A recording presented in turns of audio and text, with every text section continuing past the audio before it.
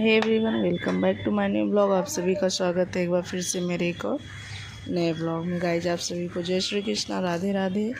आप सब कैसे हैं एक कमेंट करके ज़रूर बताइएगा। गाइज ये सुबह का टाइम है और नाश्ते में मैं बना रही थी पास्ता और फिर साबूदाने की खिली खिली सी खिचड़ी कहिए या फिर साबूदाना फ्राई करिए। और आज जो भी टिफ़िन ले जाने वाले लोग थे उन लोग को आज टिफ़िन में रोटी सब्ज़ी और सब्ज़ी पराठा ये सब नहीं लेकर जाना था। ये लोग खाते खाते उब गए थे। तो इन्होंने कहा कि कुछ ऐसा बनाइए कि जैसा कि हम लोग खाएं भी और वही लेकर जाएं भी, रोटी नहीं रहनी चाहिए। तो मेरे दिमाग में यही आया तो मैं यही बना देती हूँ। और इसके साथ ही साथ मैं मूंगफली की चटनी भी बना देती हूँ। और यहाँ पर देखिए सिब्बू नाश्ता कर रहे हैं और मैं उनका टिफ़िन भी पैक कर रही हूँ, क्योंकि जो खिचड़ी है ना थोड़ी गर्म थी तो मैं टिफ़िन में लगा कर रख देती हूँ। थोड़ी ठंडी हो जाएगी तब तक फिर मैं इसको पैक कर दूँगी। नहीं तो क्या है ना, इसका टेस्ट जो है ना बहुत अजीब सा आने लगता है अगर गरम गरम पैक कर दो तो यही था गाइज आज सुबह का नाश्ता। गाइज अभी बज रहे हैं दोपहर के 1 बजकर कुछ यही 13-14 मिनट। और यहाँ पर गाइस मेरा बन रहा है अभी खाना।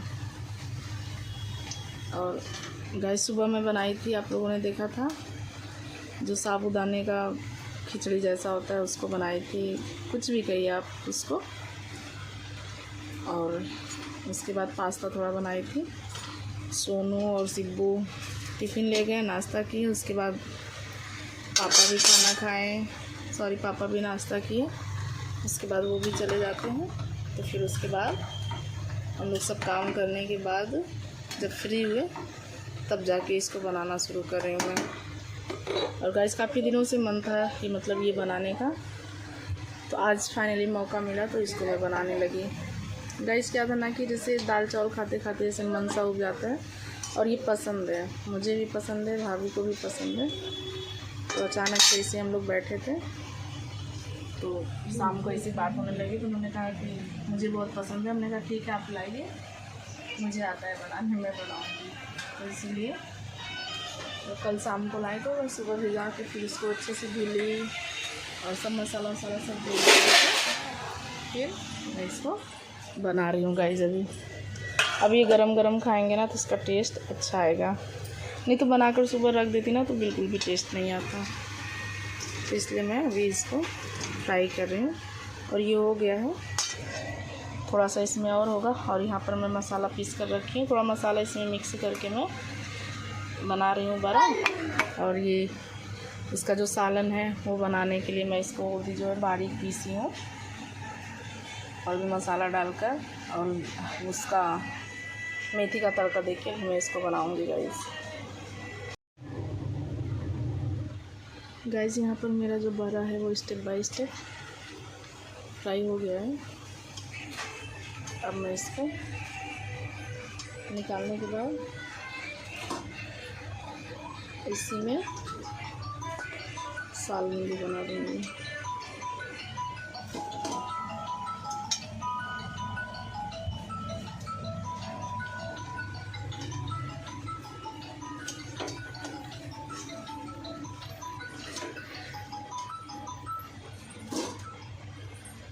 हेलो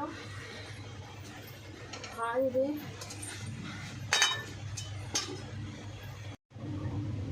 गाइस देखिए जो मेरी कढ़ी है यानी सालन, मैंने इसमें घोर कर सब बराबर डाल दिया है मिलाकर।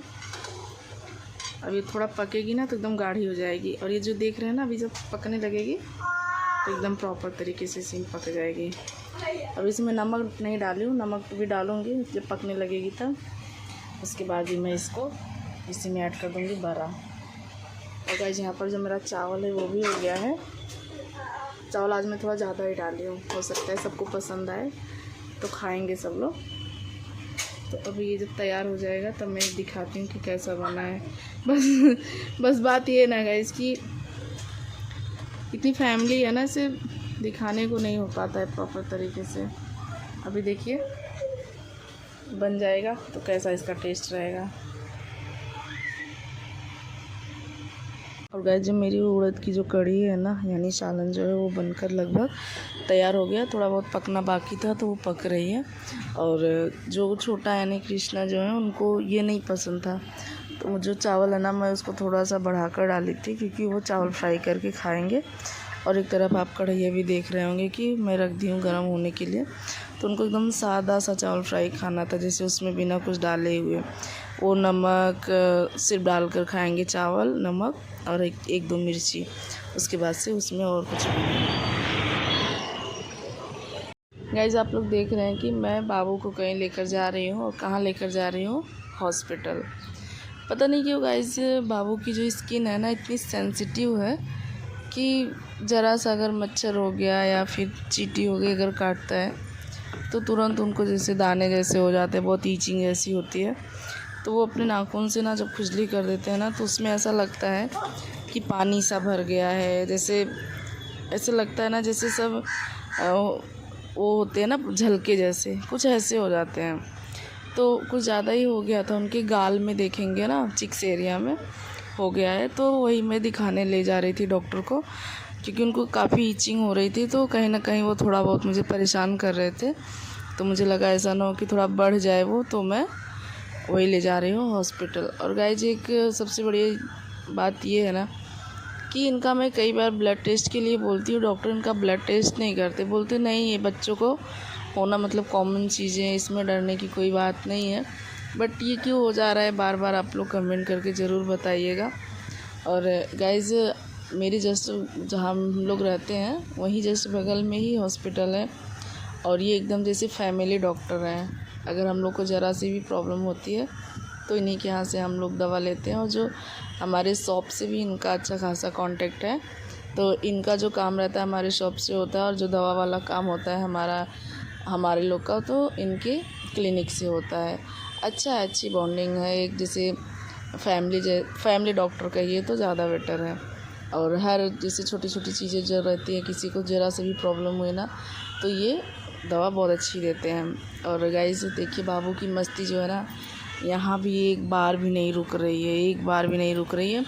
बैठे हैं डॉक्टर के सामने फिर भी ये मस्ती करे ही जा रहे हैं। और आप लोग अभी थोड़ा सा देखेंगे ना कि जो इनका एक साइड का गाल है, राइट साइड का, वो ऐसा सूज गया है इसलिए कि ईचिंग हो रही थी तो उन्होंने खुजली कर दिया, तो वहाँ पर ऐसे नाखून लग गए हैं, तो उसमें से पानी जैसा भर गया था।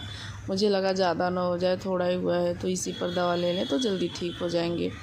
नहीं तो अगर ज़्यादा हो जाता है तो बड़ी हॉस्पिटल लेके जाना पड़ता है, क्या है दुनियादारी। तो इसलिए मैं अगर ज़रा सा भी अगर होता है तो मैं बिल्कुल इग्नोर नहीं करती, मैं जाकर तुरंत उसकी दवा ले लेते हैं। और देखिए इतनी मस्ती कर रहे हैं, इनको सोनू डराने की भी कोशिश कर रहे हैं, फिर भी ये एक बार अस्थाई नहीं बैठते हैं। ये देखिए मतलब ऐसा डरा रहे हैं कि आप बाबू बैठ जाओ, लेकिन नहीं, मुंह बनाकर ये भी आ जाते हैं रोने के लिए। बिल्कुल नहीं डरता, एकदम बहुत शैतानी करता है गाइस। देखिए डॉक्टर के पास भी गया है फिर भी शैतानी कर रहा है, और इतना कूद रहा है, इतना दौड़ रहा है ना कि मैं तो एकदम ऊब गई थी कितनी जल्दी इसको दवा मिल जाए और मैं घर की तरफ चल दूँ गाइस। भाई बच्चे अगर कहीं जाओ ना ज़्यादा परेशान करते हो तो ये होता है कि यहाँ से कितनी जल्दी चले जाओ, नहीं तो जितने भी लोग रहते हैं ना सबकी निगाहें आप पर ही रहती हैं कि कैसा बच्चा है, ये कैसा बच्चा है। तो जैसे बहुत गिल्टी सा फील होता है। और अच्छा था कि इनकी क्लिनिक में कोई ज़्यादा नहीं था, यही लास्ट में एक अंकल आते हैं, यही अपनी दवा लेकर जाएंगे, और खाली था, एकदम खाली था। उसके बाद हम लोग घर की तरफ जाने लगते हैं गाइस। तभी सिब्बू का कॉल आ जाता है कि कहाँ हो, तो मैं बताई कि उनको मैं क्लिनिक में हूँ, बाबू की दवा लेने आई हूँ। तो उन्होंने बाहर से कुछ ट्यूब लिखा था, मलहम, तो वो लेना था। तो उन्होंने कहा कि ठीक है, मैं यही नेचुरल आइसक्रीम है एक, वहाँ पर हूँ, तुम वहीं पर आ जाओ, तो फिर हम लोग दवा लेके फिर चलते हैं। तो मैं घर न जाकर फिर मैं वहाँ चली जाती हूँ सिब्बू के पास, क्योंकि वो वहीं पर थे, तो दवा दिलवा देंगे। और सोनू घर चले जाते हैं क्योंकि रात भी काफ़ी हो गई थी, लगभग 10:30 बज रहे थे, खाना खाने का भी टाइम हो गया था। तो ये यहाँ पर आए थे कुछ इलेक्ट्रॉनिक का काम करने, तो यहीं से फिर हम लोग चले जाते हैं मेडिकल पर। 2 मेडिकल पर जाते हैं, वहाँ पर दवाइयाँ नहीं मिलती हैं, तो फिर तीसरी मेडिकल पर हम लोग जाते हैं, तब जाकर बाबू का जो ट्यूब रहता है लगाने के लिए, जहाँ पर वो झलका जैसा पड़ा था, जहाँ पर खुजली हो रही थी इनको, तब जाके मिलता है गाइस। और बाबू की मस्ती तो कहीं भी रहें बरकरार ही रहती है। जब मेडिकल में जाते हैं ना तो उनको पता नहीं क्या ना, किंडर जॉय एक है ना, उसमें इनको पता नहीं कितना इंटरेस्ट है, जबकि उसमें खाने के लिए भी कुछ नहीं रहता है ना, तो बढ़िया खिलौना ही रहता है, बस उसको देखेंगे तो वही चाहिए।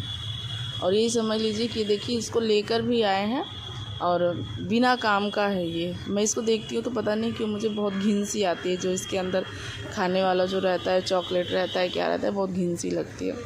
उसके बाद गाइस गाड़ी में जो था वो पेट्रोल भी ख़त्म हो गया था, तो फिर हम लोग पेट्रोल पंप पर जाकर पेट्रोल भरवा कर फिर घर आते हैं गाइस। तो आप सभी को मेरा ब्लॉग कैसा लगता है कमेंट करके ज़रूर बताइएगा गाइस। आज के ब्लॉग में गाइस मेरे बस इतना ही, मिलते हैं कल फिर एक और नए ब्लॉग में। तब तक के लिए thanks for watching guys. Please like comment and share.